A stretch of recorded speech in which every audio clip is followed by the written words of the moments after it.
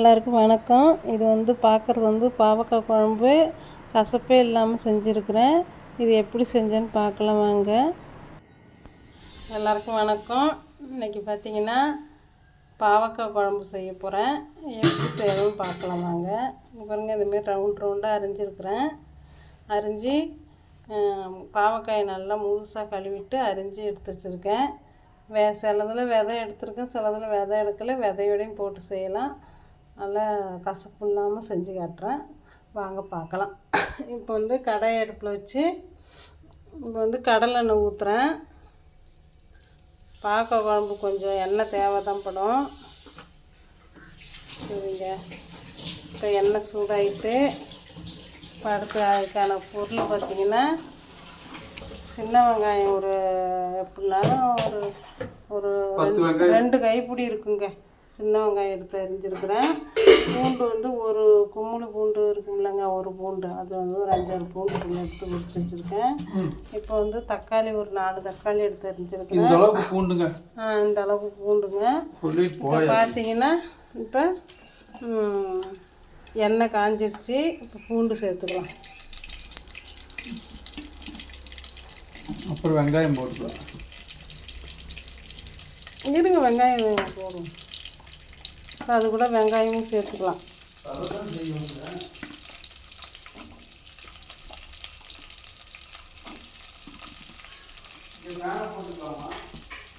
போடுங்க.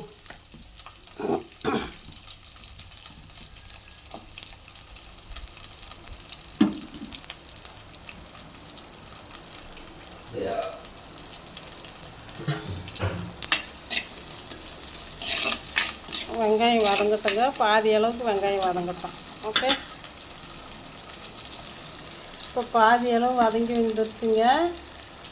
இப்போ தக்காளி சேர்த்துக்கலாம்.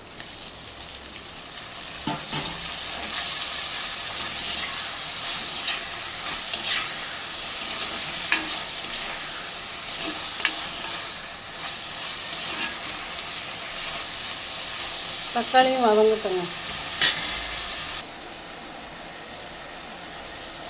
உங்களை புளி எடுத்துக்கலாங்க. ஒரு நெல்லிக்காய் அளவுக்கு புளி எடுத்துருக்குறேன். அதை ஊற வச்சிடலாங்க.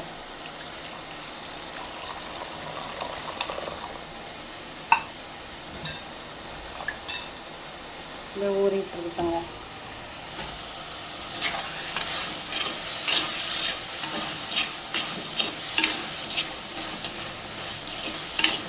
தக்காளி இன்னும் கொஞ்சம் நேரம் வதங்கட்டுங்க.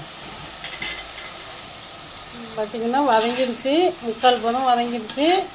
இப்போ அடுப்பை சிம்மில் வச்சுக்கிட்டு இதை தட்டுக்கு மாற்றிக்கலாங்க.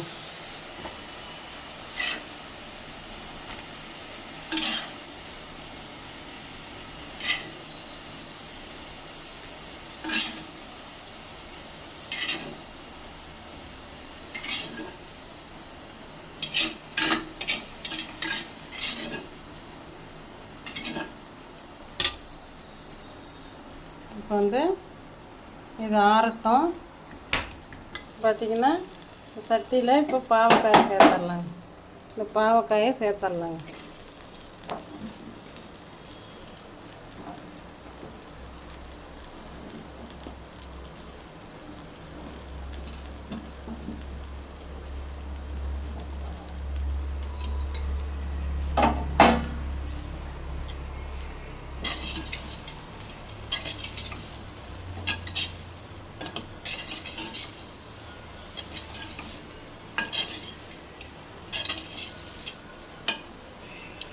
ஒரு கலரி விட்டு அடுத்து இருங்க.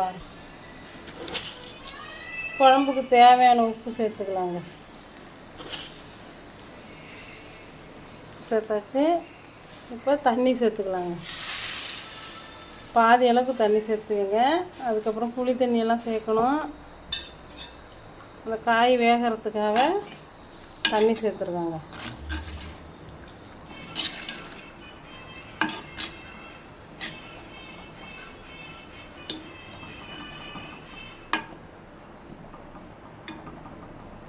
கொஞ்சம் சேர்த்துக்கலாம்.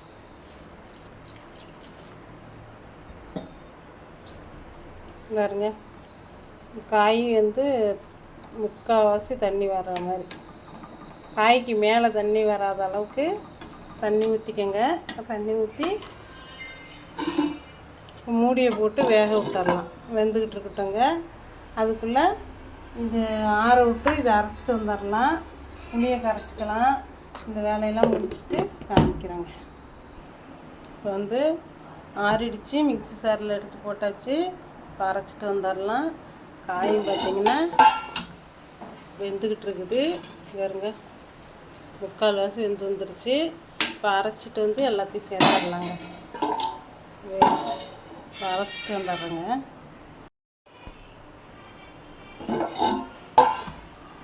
அரைச்சிட்டு வந்தாச்சு. இதை அது கூட சேர்த்துடலாங்க.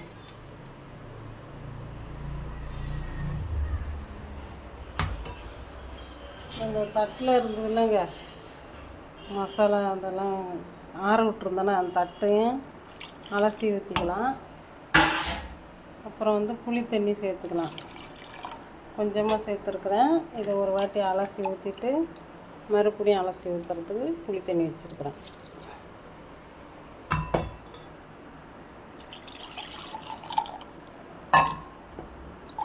புளியில் ஓடெல்லாம் இருக்காது, வீட்டில் எரிஞ்ச புளி தான், அதனால் பிரச்சனை இல்லை.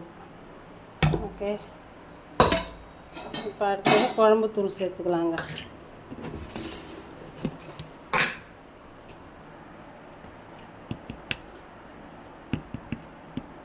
இது வந்து 2 ஸ்பூனு 3 ஸ்பூன் சேர்த்துருக்கேன். வீட்டில் அரைச்ச குழம்புத்தூள் 3 ஸ்பூன் சேர்த்துருக்காங்க. இப்போ எல்லாத்தையும் ஒன்றா கலந்து விட்டுக்கலாங்க.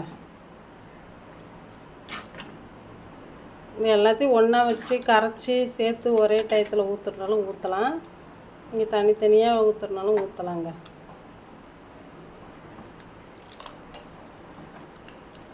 நல்லா கலக்கி விட்டுக்கலாம்.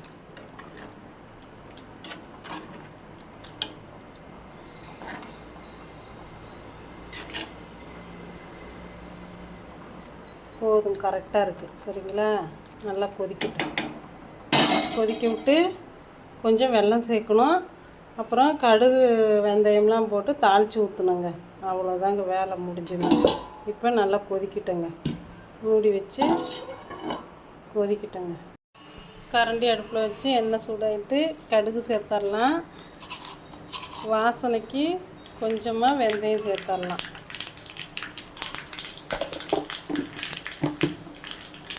இப்போ அடுப்பை ஆஃப் பண்ணிடலாம். அது வெடிச்சிடும். பார்த்திங்கன்னா கருவேப்பிலை சேர்த்துக்கலாம். கருவேப்பிலை சேர்த்தாச்சு. குழம்பு குழம்பு கொதிச்சிட்ருக்கு. அது கூட சேர்த்தலாம்.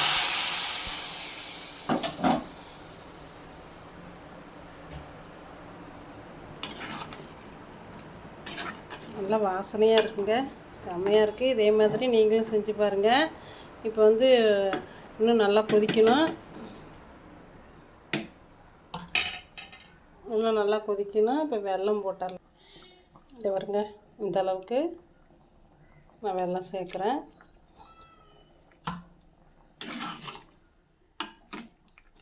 இப்போ வந்து இந்த குழம்பு வந்து நல்லா கொதித்து எண்ணெய் பிரிஞ்சு வரணும்.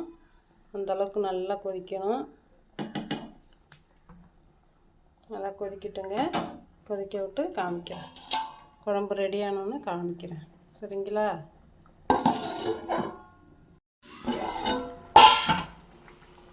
நல்ல வேலைங்க, இது தக்காளி வெங்காயம் அரைச்சோம், கரண்டு போயிட்டு.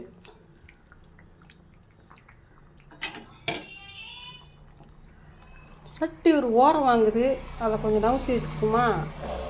ஓகே, கரண்ட் இல்லை, அதனால் வெளிச்சம் கம்மியாக இருக்கும்.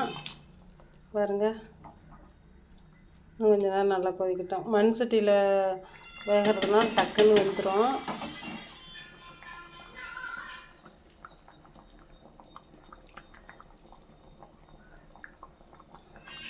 இன்னும் 2 நிமிஷம் கொதிக்கிட்டோம். எண்ணெய் பிரிஞ்சு வரட்டும். அப்போ காமிக்கிறேங்க. அடுப்பு ஆஃப் பண்ணி 2 நிமிஷம் ஆச்சுங்க. பாருங்கள், எண்ணெய் பிரிஞ்சு மேலே வந்துருச்சு.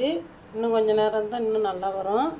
இப்போ வந்து பார்த்திங்கன்னா குழம்பு ரெடி ஆகிடுச்சி, சாப்பிட போகிறோம். நீங்களும் இதேமாரி செஞ்சு பார்த்துட்டு எப்படி இருந்ததுன்னு சொல்லுங்கள். இப்போ பார்த்திங்கன்னா டேஸ்ட்டு பார்க்கலாம். இப்போ சூடாக இருக்கும், கொஞ்சமாக எடுத்து நான் டேஸ்ட்டு பார்க்குறேன்.